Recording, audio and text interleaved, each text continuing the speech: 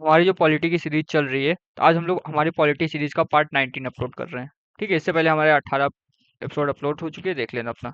ठीक है, तो आज हम लोग बात करने वाले हैं जो हमारी फंडामेंटल राइट है। ठीक है, जो हमारे फंडामेंटल राइट है, ये नेशनल इमरजेंसी के समय भी क्या बने रहते हैं। ठीक है, तो देखो इमरजेंसी क्या होती है, इमरजेंसी तीन बता देते हो। देखो इमरजेंसी तीन तरीके की होती है, एक नेशनल इमरजेंसी, एक स्टेट इमरजेंसी जो कि जिसको प्रेसिडेंट रूल भी बोलते हैं, फाइनेंशियल इमरजेंसी आर्टिकल 360 के अंडर लगती है। मैं एक इमरजेंसी का अलग लेक्चर ले लूंगा, उसमें समझा दूंगा। अभी फिलहाल ये देखो, जब फंडामेंटल राइट जो है, जब भी हमारे देश में इमरजेंसी लगती है, फंडामेंटल राइट को सस्पेंड कर दिया जाता है।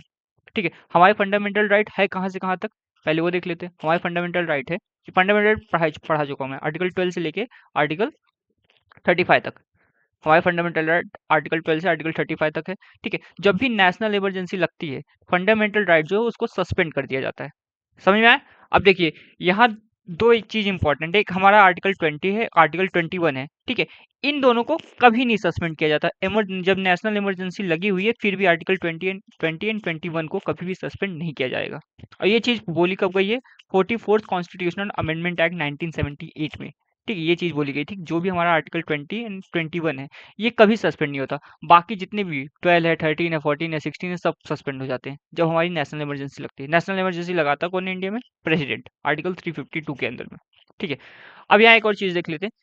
जैसे देखो हम लोग तो अभी इंडिया के सिटीजन हैं, तो हमको तो मिलता है फंडामेंटल राइट। पर समझो कोई आदमी यूएस से आया है, कोई यूके से आया है, तो क्या उनको भी फंडामेंटल राइट मिलेगा? हाँ मिलता है उनको भी, पर कुछ लिमिटेड ही मिलते हैं। जैसे जो हमारा आर्टिकल 14 है, आर्टिकल 14 क्या बात करता है? Equality before law. ठीक है, तो आर्टिकल 14 एंड आर्टिकल 20 से लेके 28 तक, ठीक है, ये फॉरेनर्स को भी ये फंडामेंटल राइट अवेलेबल है। तो आपको एग्जाम में ऐसे लोग ऑप्शन दे देंगे कि क्या आर्टिकल 15 फॉरेनर्स को अवेलेबल है, क्या आर्टिकल 16 अवेलेबल है, क्या आर्टिकल 17, 18, 19, जो हमारे फंडामेंटल राइट है, क्या ये सारे आर्टिकल फॉरेनर्स को अवेलेबल है? नहीं। समझ में आया? आर्टिकल खाली कौन सा आर्टिकल अवेलेबल है? आर्टिकल 14 अवेलेबल है एंड आर्टिकल 20 से लेके 28 तक। ठीक है, अब इसमें भी एक प्रोविजन है, देखिए, एक्सेप्ट एनिमी एलियंस। देखिए जब मैं एलियन वर्ड यहाँ लिखा है, एलियन मतलब वो जादू नहीं कोई मिलने वाला। ठीक है, एलियन मतलब होता है हमारे पड़ोसी देश। समझ में आ रहा है? तो जो हमारे एनिमी एलियंस होंगे, जो हमारे दुश्मन देश होंगे, उनको हम लोग फंडामेंटल राइट वो भी नहीं देने वाले, मतलब कुछ भी नहीं देंगे। जैसे समझो ये हमारे ट्रम्प है, ठीक है, ये कहाँ का है? यूएस के प्रेसिडेंट है, यूएसए के प्रेसिडेंट है। ठीक है, इनको कौन सा, अगर ये आएंगे इंडिया पे, इनको कौन कौन सा फंडामेंटल राइट हम लोग देंगे? आर्टिकल 14 से लेके आर्टिकल 14 देंगे और आर्टिकल 20 से 28 तक देंगे। 15, 16, 17, 18 कुछ भी नहीं। ठीक है, एनिमी एलियन मतलब ये देखिए, जैसे ही आपको पता होगा, ये इमरान खान है, ठीक है, पाकिस्तान के एक्स प्राइम मिनिस्टर, और फिलहाल तो अभी जेल के अंदर है। तो इनको एनिमी एलियन कंसीडर किया जाएगा, इनको हम लोग फंडामेंटल राइट नहीं देंगे। क्लियर है? ठीक है, एक बार फिर से बता देता हूँ।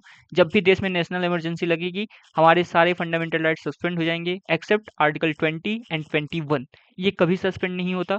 ये चीज कब बोली गई थी? 44th constitutional amendment act 1978। Emergency लगाता कौन है? प्रेसिडेंट लगाता है, आर्टिकल 352 के अंदर में। तीन तरीके की इमरजेंसी होती है, मैं इमरजेंसी का लेक्चर लूंगा, उसमें समझा दूंगा।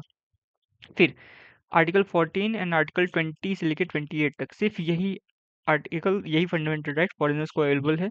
एनिमी एलियंस को तो ये भी अवेलेबल नहीं है। एनिमी एलियन मतलब, और जो दुश्मन मतलब दोस्त है, समझो इसको तो दोस्त ही बोलना पड़ेगा इनको। तो ये जो दोस्त वाले होंगे हमारे, उनको कौन से अवेलेबल होंगे? आर्टिकल 14 से लेकर 20 एंड 28। ठीक है, चलिए, थैंक यू।